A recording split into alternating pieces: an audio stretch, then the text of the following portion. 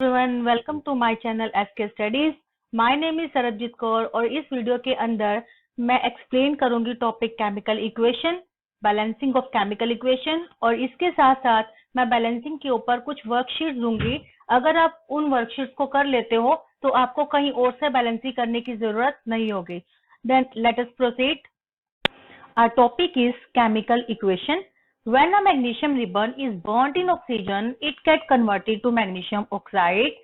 This description of a chemical reaction in a sentence form is quite long. It can be written in a shorter form. The simplest way to do this is to write it in the form of a word equation. तो हमने activity 1.1 में किया था कि जब एक magnesium ribbon को हम बर्न करते हैं ऑक्सीजन की प्रेजेंस में तो वो कन्वर्ट हो जाता है मैग्नीशियम ऑक्साइड। तो ये एक केमिकल रिएक्शन है। तो ये जो पूरी लाइन है, जो इसकी डिस्क्रिप्शन है वो बहुत ही लॉन्ग है। तो इस डिस्क्रिप्शन को हमें छोटे फॉर्म में लिखना पड़ेगा और इस डिस्क्रिप्शन को स्मॉलेस्ट फॉर्म में, शॉर्टर फॉर्म में लिखने के लिए हमारे पास जो सबसे इजी तरीका होता है, सिंपलेस्ट वे होता है, उसको हम क्या देते हैं, word equation. The word equation for the above reaction would be magnesium plus oxygen gives magnesium oxide. तो इस जो हमने ऊपर अभी रिएक्शन पढ़ी, केमिकल रिएक्शन की मैग्नीशियम रिबन की, उसके अंदर अब हम मैग्नीशियम की रिबन की जगह अगर हम पूरी लाइन लिखने की बजाय अगर हम उसको वर्ड की फॉर्म में लिखे, लाइक मैग्नीशियम, उसको हमने ऑक्सीजन की प्रेजेंस पे बर्न किया था तो प्लस ऑक्सीजन, और हमें क्या मिला था, मैग्नीशियम ऑक्साइड। तो this is magnesium oxide. So this type of equation is known as the word equation, right? The substances that undergo chemical change in the reaction magnesium and oxygen are the reactants. अब इसके अंदर वो वाले substances जो हमने starting में लिए थे, क्या लिया था, मैग्नीशियम और ऑक्सीजन, इनके अंदर केमिकल चेंज आना है और इस सब्सटेंसेस को हम क्या बोल देते हैं, रिएक्टेंट, राइट? मतलब कि जो हमने स्टार्टिंग में मटेरियल लिया, जो सब्सटेंसेस हमने स्टार्टिंग में लिए, वो वाले हमारे क्या हो जाएंगे, रिएक्टेंट्स। और उसके बाद हमें इन दोनों की रिएक्शन के बाद जो मिला, ठीक है, उसको हम क्या देते हैं, प्रोडक्ट। तो मैग्नीशियम ऑक्साइड हमारा क्या हो गया, प्रोडक्ट, ठीक है। तो द न्यू सब्सटेंस, अब ये जो हमारे पास न्यू सब्सटेंस बना वो होता है प्रोडक्ट, और जो हमने स्टार्टिंग में सब्सटेंसेस लिए थे वो हमारे हो जाते हैं रिएक्टेंट्स। अब इन दोनों के अलावा और क्या होता है कि केमिकल इक्वेशन में एरो, दिस एरो, राइट? ये जो एरो है वो हमें क्या इंडिकेट करता है, क्या बताता है, ये जो एरो है वो हमें बताता है the direction of the reaction. मतलब कि जो रिएक्शन है वो कहां से स्टार्ट हुई, मतलब कि हमने स्टार्टिंग मटेरियल क्या लिया और कंप्लीट होने के बाद हमें क्या प्रोडक्ट मिला, राइट? तो ये जो हमारा एरो हेड है वो हमेशा रिएक्टेंट्स टू प्रोडक्ट्स के टूवर्ड्स होता है, right? So the arrowhead points toward the product and shows the direction of the reaction. अब ये जो arrowhead है वो हमेशा प्रोडक्ट की तरफ होता है और हमें क्या बताता है, डायरेक्शन के बारे में कि जो रिएक्शन है किस डायरेक्शन में हो रही है, राइट? अब उसके बाद हम देखेंगे कि इसके बाद हमने और क्या है, क्या होती क्या है केमिकल इक्वेशन, और उसके अंदर हमने क्या क्या इसके अंदर हमने स्टडी करना है, राइट? तो राइटिंग अ केमिकल इक्वेशन, अब हमारा नेक्स्ट क्या है, हमने सबसे पहले केमिकल इक्वेशन को एक सेंटेंस के रूप में बताया था, उसके बाद हमने केमिकल इक्वेशन को वर्ड फॉर्म के रूप में बताया। अब हम ये कहते हैं कि क्या इससे भी कोई छोटा तरीका है किसी भी केमिकल इक्वेशन को लिखने का? Yes, right? तो chemical equation can be made more concise and useful if we use chemical formula instead of words. कहते हैं कि अब हम केमिकल इक्वेशन को और भी ज्यादा इजी वे में लिख सकते हैं अगर हम उनके वर्ड्स की बजाय उनका केमिकल फॉर्मूला यूज करें, right? So a chemical equation represent a chemical reaction. If you recall formula of the magnesium oxygen and magnesium oxide, अब हमें जो अभी हमने वर्ड इक्वेशन की थी उसके अंदर हमने पूरे वर्ड्स लिखे थे, अब हम क्या करेंगे, उन वर्ड्स की जगह उनके केमिकल फॉर्मूलाज लिखेंगे, राइट? लाइक मैग्नीशियम का केमिकल फॉर्मूला क्या होता है, Mg, ऑक्सीजन को हम O2 लिखते हैं और मैग्नीशियम ऑक्साइड क्या हो जाता है, MgO। नाउ अब हमारा नेक्स्ट स्टेप क्या है, अब हमारा नेक्स्ट स्टेप ये होता है कि हमने देखना है कि दोनों साइड, जैसे ये क्या है रिएक्टेंट और ये क्या है प्रोडक्ट। अब हमने रिएक्टेंट्स और प्रोडक्ट के अंदर हर एक एलिमेंट के नंबर ऑफ एटम्स को काउंट करना होता है, राइट? फॉर एग्जांपल जैसे यहाँ पे है अभी मैग्नीशियम, तो मैग्नीशियम का इधर एक एटम है और इधर भी कितना है, एक। अब ऑक्सीजन की अगर हम बात करते हैं तो ऑक्सीजन के यहाँ पे 2 एटम्स हैं और इस साइड मैग्नीशियम का 1 एटम है, ठीक है? तो अब इस रिएक्शन के अंदर क्या है कि दोनों साइड रिएक्टेंट और प्रोडक्ट के अंदर जो नंबर ऑफ एटम्स है हर एक एलिमेंट के वो सेम नहीं है। लाइक जैसे इस रिएक्शन के अंदर ऑक्सीजन के नंबर ऑफ एलिमेंट सेम नहीं है, तो इस ऐसी रिएक्शन जिसमें number of atom of each element are not equal in both sides of the reaction, this is called unbalanced reaction, right. क्यों अनबैलेंस है? क्योंकि इसके अंदर जितना मास हमने किसी एलिमेंट का रिएक्टेंट में लिया उतना ही वापस हमें प्रोडक्ट में नहीं मिला। तो इस टाइप की रिएक्शन को और हम क्या बोल देते हैं? Skeletal chemical equation, right. तो ये हमारी हो गई अनबैलेंस या फिर स्केलेटल केमिकल इक्वेशन। अब हमारा नेक्स्ट स्टेप क्या होता है कि इस स्केलेटल केमिकल इक्वेशन को हमें बैलेंस करना होता है, राइट। अब सबसे पहले क्वेश्चन तो यही आता है हमारे पास कि इसको नीड क्या है इसको बैलेंस करने की, राइट। तो हमने पहले पढ़ा हुआ है लॉ ऑफ कंजर्वेशन ऑफ मास। तो ये लॉ ऑफ कंजर्वेशन ऑफ मास क्या होता है? मास can neither be created nor be destroyed in a chemical reaction. तो इसका क्या मतलब है कि जो अगर हम किसी एलिमेंट का जितना मास हमने रिएक्टेंट में लिया है उतना ही मास हमें प्रोडक्ट में मिलना चाहिए। क्यों? क्योंकि हम ना ही किसी एलिमेंट को क्रिएट कर सकते हैं ना ही उसको डिस्ट्रॉय कर सकते हैं किसी केमिकल रिएक्शन के अंदर। और हम इसको और कैसे बता सकते हैं? The total mass of the element present in the product of a chemical reaction has to be equal to the total mass of the element present in the reactant। तो और हम क्या कह सकते हैं कि जितना टोटल मास हमें प्रोडक्ट में मिला, हमें कितना मिलेगा? जितना हमें रिएक्टेंट्स में उस एलिमेंट का मास लिया था। और इसको सिंप्लीफाई करने के लिए हम क्या कह सकते हैं कि number of atoms of each element remain the same before and after a chemical reaction. तो जब भी हम कोई एक केमिकल रिएक्शन कर रहे हैं तो उस केमिकल रिएक्शन के अंदर हर एक एलिमेंट के जो नंबर ऑफ एटम्स है रिएक्टेंट और प्रोडक्ट में वो दोनों सेम होने चाहिए, राइट। तो इसलिए हमें बैलेंस करने की जरूरत होती है, ठीक है। तो मतलब we need to balance the skeletal chemical equation. क्यों जरूरत पड़ी? To obey the law of conservation of mass, right. अब हमारा नेक्स्ट स्टेप क्या है कि सबसे पहले जो हमें वर्ड इक्वेशन दे रखी होती है सबसे पहले हमने उसको किस फॉर्म में लिखना होता है? उसकी सिंपलेस्ट वे में, मतलब कि उसको उसके फॉर्मूले के फॉर्म में हमें लिखना पड़ता है। जैसे कि अब हमारे पास ये दिया हुआ है chemical equation zinc plus sulphuric acid, this gives zinc sulphate plus hydrogen, right. अब हमने सबसे पहले ये हमारे पास कौन सी इक्वेशन है? ये हमारे पास है वर्ड इक्वेशन। तो इसको हमने सबसे पहले सिंपलेस्ट फॉर्म में लिखना है, मतलब कि इसके फॉर्मूला के फॉर्म में लिखना है। तो जिंक को हम कैसे लिख सकते हैं? Zn। सल्फ्यूरिक एसिड को कैसे लिखते हैं? H2SO4, जो कि इसका फॉर्मूला है। जिंक सल्फेट का फॉर्मूला क्या होता है? ZnSO4। और हाइड्रोजन का क्या होता है? H2। ठीक है। अब हमने पढ़ा था कि लॉ ऑफ कंजर्वेशन ऑफ मास को ओबे करने के लिए हमें देखना पड़ेगा कि रिएक्टेंट्स के अंदर और प्रोडक्ट्स के अंदर जो नंबर ऑफ एटम्स है हर एक एलिमेंट के वो सेम है कि नहीं है। तो इसको देखने के लिए, हम इसको इजीली तरीके से करने के लिए हम एक टेबल को कंस्ट्रक्ट करते हैं, राइट। तो टेबल को कंस्ट्रक्ट जब हम करते हैं तो सबसे पहले हमने लिखना होता है कि सबसे पहले कि हाँ, इस केमिकल रिएक्शन के अंदर कौन कौन से एलिमेंट यूज हुए हैं। लाइक ये जो पूरी रिएक्शन है इसके अंदर कौन से एलिमेंट यूज हुए हैं? Zinc, hydrogen, sulphur and oxygen, right. तो इन सारे एलिमेंट्स को मैंने फर्स्ट कॉलम में लिख लिया।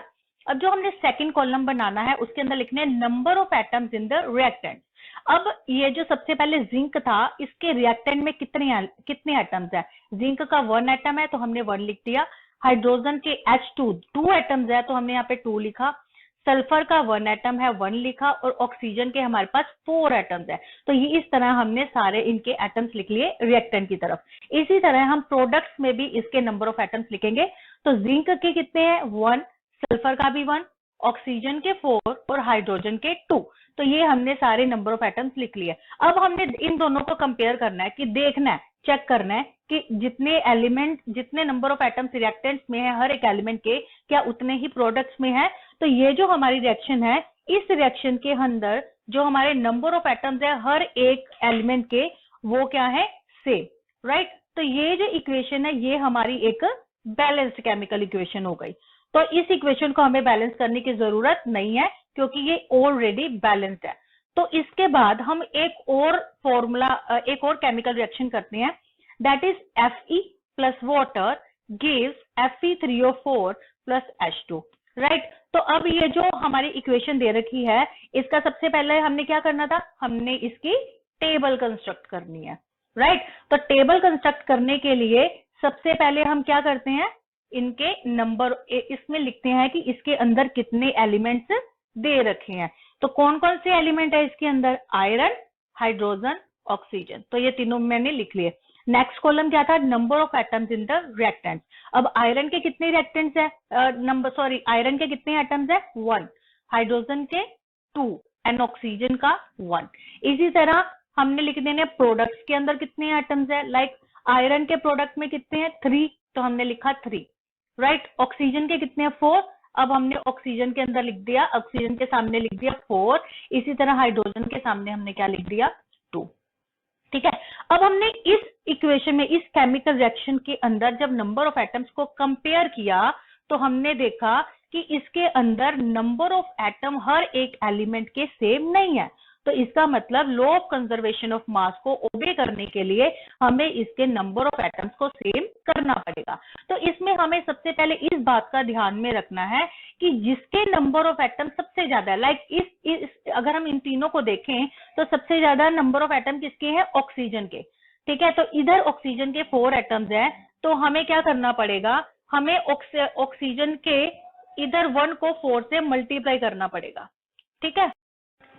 अब हमने क्या करना है, इधर 4 से मल्टीप्लाई कर देंगे, राइट।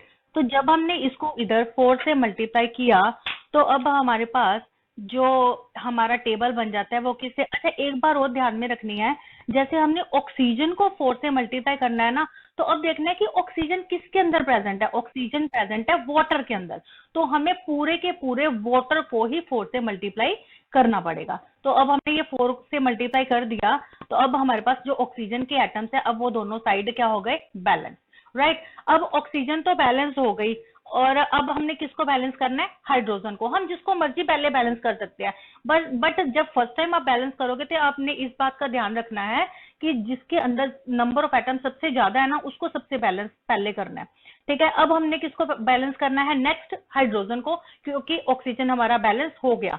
अब हमने देखना है कि हाइड्रोजन किस में प्रेजेंट है। अब हमारा जो हाइड्रोजन है वो किसके अंदर प्रेजेंट है, वो वाटर के अंदर प्रेजेंट है।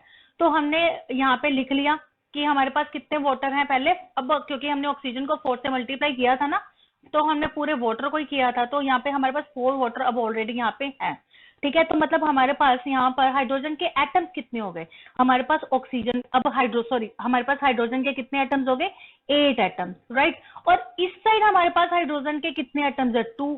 अब हमने 2 को 8 बनाना है, तो हम क्या करेंगे, 2 को 4 से मल्टीप्लाई।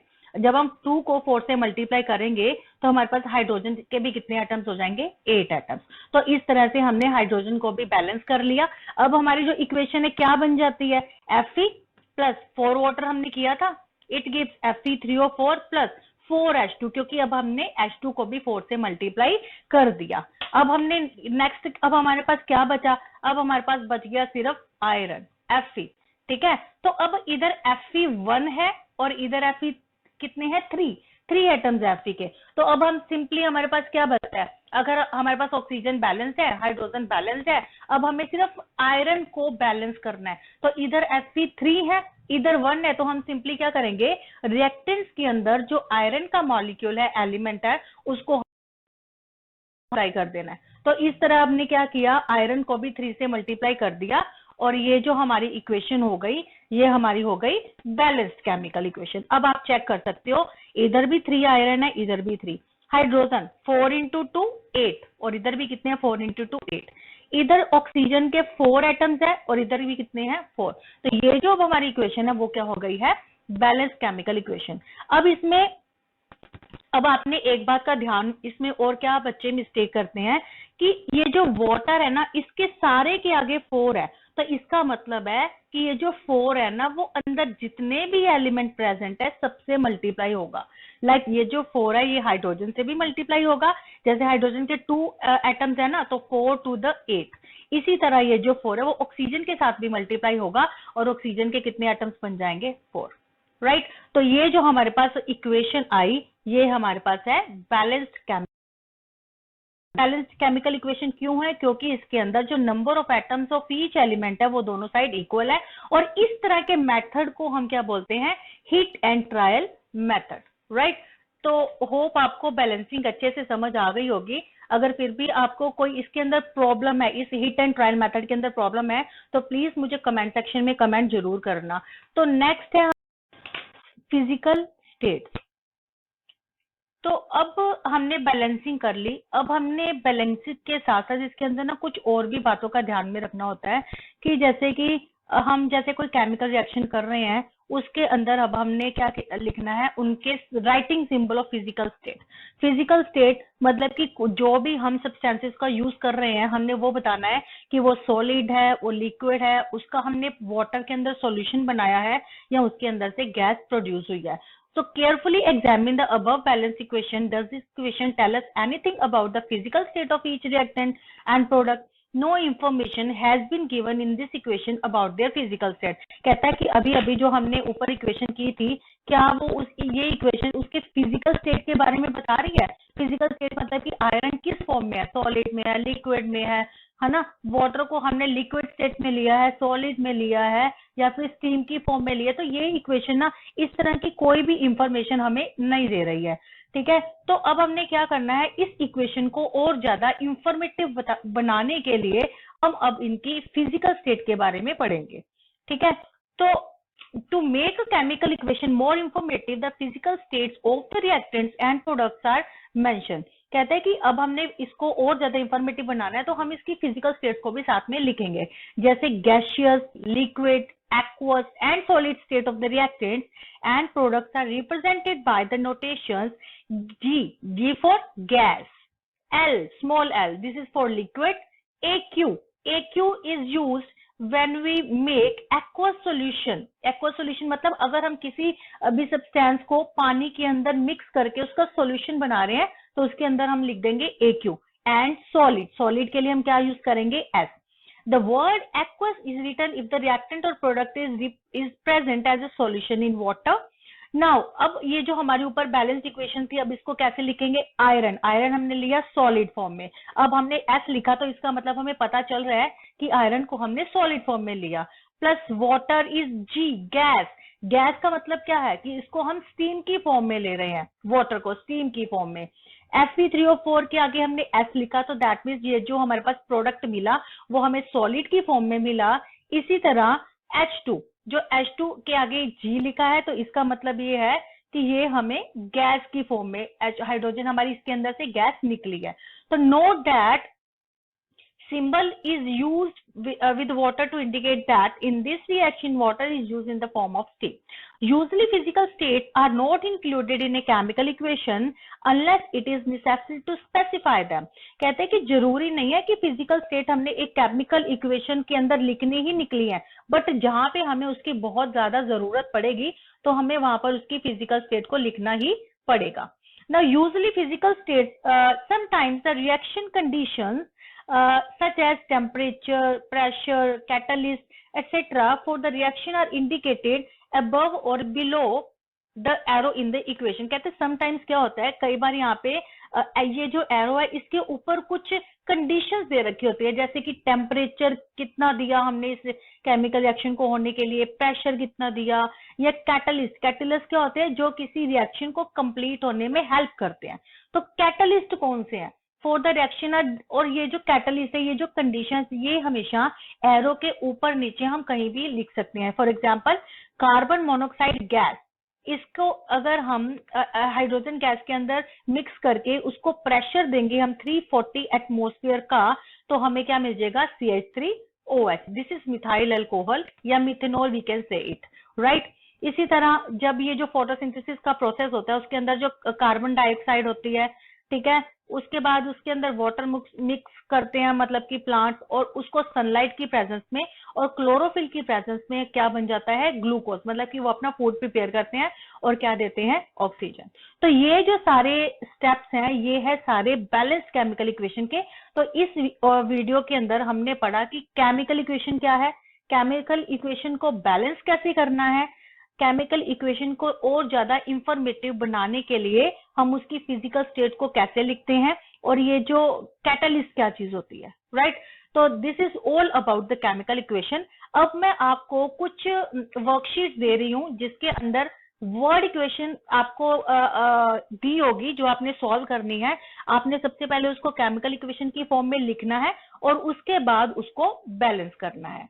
तो अगर आपको इस किसी भी इक्वेशंस में अगर कोई भी इक्वेशन ऐसी है जो आपसे सॉल्व नहीं हो पा रही है, तो प्लीज आप कमेंट सेक्शन में जाकर उसको मेंशन करें, ताकि मैं वो सारी वर्कशीट को सॉल्व करके आपको दिखा सकूं। और एक बात और, जैसे वर्ड इक्वेशन को हम सॉल्व करते हैं तो बच्चों को उसके, जैसे बेरियम सल्फेट, ये नहीं पता कि बेरियम सल्फेट का फॉर्मूला क्या होगा, ठीक है। तो उसको मोलिकुलर फॉर्मूला हमने वैसे 9th क्लास में पढ़ा हुआ है। तो अगर आपको नहीं आता मोलिकुलर फॉर्मूला बनाना, तो मैं उसके लिए भी एक वीडियो बनाऊंगी और उसका लिंक मैं डिस्क्रिप्शन बॉक्स के अंदर मेंशन कर दूंगी। तो जिसको वो चीज नहीं आती, प्लीज आप उसकी हेल्प से वर्ड इक्वेशन को बड़े इजीली तरीके से लिख सकते हो। तो hope you understand the topic well. Thank you so much.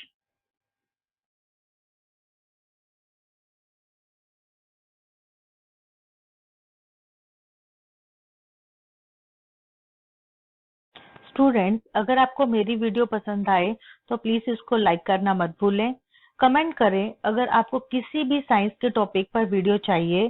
Please मेरी वीडियो को शेयर करना मत भूलें ताकि आपके फ्रेंड्स भी इसका लाभ उठा सकें। मेरे चैनल एसके स्टडीज को सब्सक्राइब करना मत भूलें ताकि जब भी मैं कोई नई वीडियो अपलोड करूं तो वो सबसे पहले आपके पास आए। Thank you so much.